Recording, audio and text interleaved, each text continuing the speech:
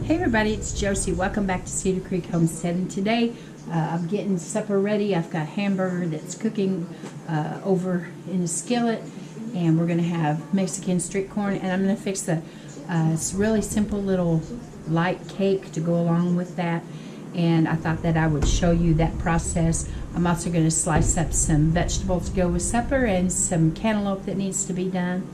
I will tell you that I am cooking all of this supper, and we have been for several weeks now in the on a little two burner countertop type stove. We've been using the Instapot, the crock pot, and our toaster oven, because I am in the process of getting my propane tanks changed out. I have 2 tanks, and Howie and I have used the same propane company for about 15 years, about the entire time that we've lived here. And we had these 2 tanks set. Howie liked to have extra on hand at all times, and so we have these 2 tanks that are piped in here to the house. When one's empty, they can switch to the other, and then it does its thing as well. But the bigger tank began to have a problem a couple of years before Howie passed, and they searched and searched for a part. When the tank gets almost filled, there is some kind of thing that blows off and it scares you half to death. And they haven't been able to locate the part that they needed for that, but they were still able to fill it somehow. They were able to fill both the tanks. But I have been advised on the second tank that there's a little tag that goes along with it, a metal tag that has all the information on it that the propane company needs. I guess the government tracks that for whatever, and for somehow that tag is off of that tank, and so they won't fill it any longer, and I have to get a new tank. I'm working on 3 weeks. I'm totally out of propane. The tanks had to be empty, so I'm out of propane. They have not called. They're supposed to be calling. They haven't done anything as far as coming out and getting the tanks moved, the old tanks, and bringing in a new tank and getting it set and all of that. So we're just using the appliances that we have. Blade has a black stone griddle, and he uses that.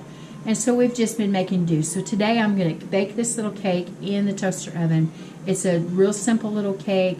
If you have unexpected company, it's something that you can whip up really quick and stick in the oven in 30 minutes. You've got something that tastes good, that you can make a good presentation. It's not something that's going to take you away from your guests for very long, because it's very simple. And I'm going to get the camera turned around so that you can see how easy this is. Now, this is using store-bought ingredients, and so you're going to use a fruit of some type, and you're going to use a store-bought cake mix. Now, you're going to need an Angel food cake mix. Does not have to be this brand, but you want to make sure that you get one that just adds water.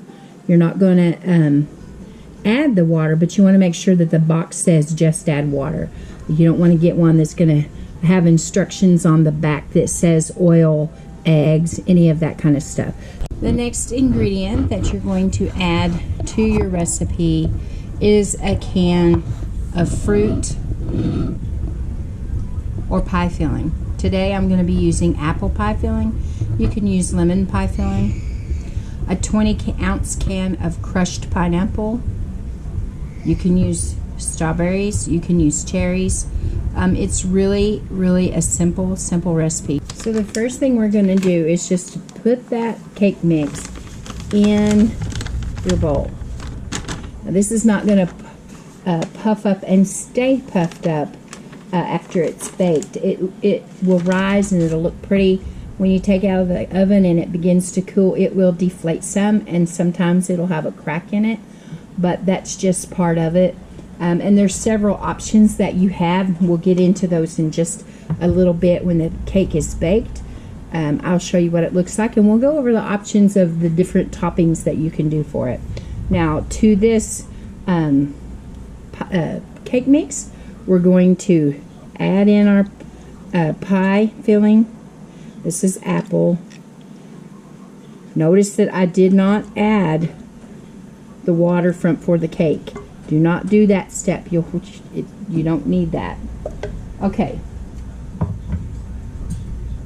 And so now, just very carefully, because you don't want your cake mix flying everywhere, I just kind of do this with my whisk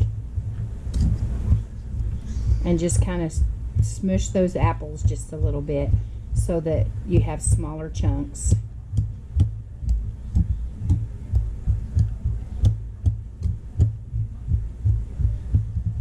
And just begin to fold it together. Now you'll want to be gentle. Don't just, if you're going to use your mixer, don't just stick your mixer in there and turn it on, or you're going to have angel food cake everywhere. And so you just want to gently fold it together until you can start mixing it. And as you go, you can kind of break those apples up some, or whatever fruit it is that you're using. The crushed pineapple is really easy.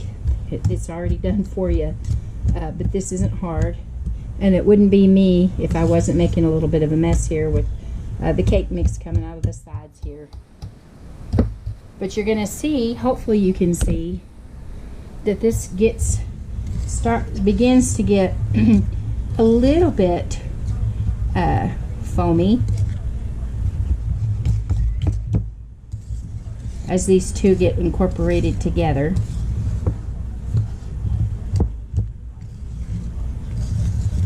Now this is going to make a real simple little cake with just these two ingredients, but know that you can add, when it's finished baking, you can leave it plain. You could put a little bit of a drizzle on the top of it. You could put a whipped topping on it, with maybe a little bit of a caramel drizzle. Completely up to you. Just something that is quick and simple. And you know, I know that most of us like to get all of our ingredients out and make our as much homemade as we possibly can. But we have to admit that there are times when something takes us by surprise. We need to throw something together really quick and easy. And I definitely use these kind of recipes, and I know others that do as well. And I'm not going to point fingers and try to make anyone feel guilty that they've used a shortcut recipe. And so now we just simply get this into the pan. Need a 9x13 pan that is sprayed with a cooking spray.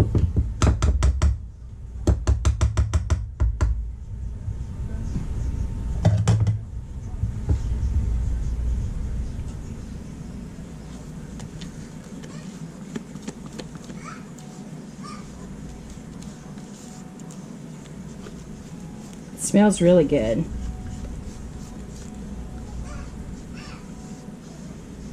You could make a lemon one and have blueberries and whipped cream. Make it as simple or as fancy as you want it.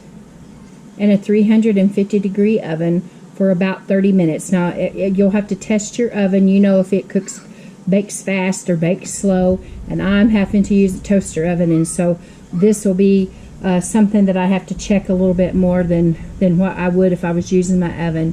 When the toothpick comes out clean, then you know that you're ready. Let it cool. It's going to be risen, and it will deflate. Don't be surprised if it deflates some. Our cake is out of the oven, and it did rise to the top of the pan, and when you let it cool for a little bit, it sinks back down. And you can tell, you can see the little pieces of apple. And what I've chosen to do with mine is it doesn't have any topping on it at all. I did add a whipped topping to the side, and you could add berries or more sliced apple. You could add caramel sauce to this, since this one is using apple pie filling. But I thought you might like to see a taste test from my littlest taste tester. So we got little Row here. You want to try? Tell me, Ma, if you like it. Is it good? Okay, I've got my other taste tester here. What do you say, Howie? Is it good? There you go. Taste tested by the littles. You can hear that Howie's wanting another bite. You might give this a try if you have unexpected company. Just 2 simple ingredients, and throw it in the oven for about 30 minutes, and you've got something that you can add a little bit of an icing to, or fresh fruit, whipped cream. The options are up to you. Until next time, guys, this is Josie and little Howie and Riley surrounding the table. I love you, I really do. Keep looking well to the ways of just a minute. Keep looking well to the ways of your house. Let me give you a bite so you'll quit that. Here, little turkey. Here. There you go. Keep looking well to the ways of your household. And until next time, we're gone.